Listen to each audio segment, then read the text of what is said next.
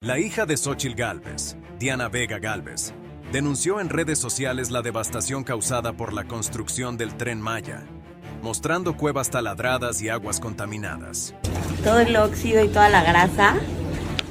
Imagínense, los que son buzos, o los que somos buzos, no te pones ni protector solar, nada, ¿no? Ni crema, porque tenemos miedo de contaminar el agua. Xóchitl Gálvez, candidata presidencial, calificó los daños como irreversibles debido a la falta de estudios de impacto ambiental por parte del gobierno.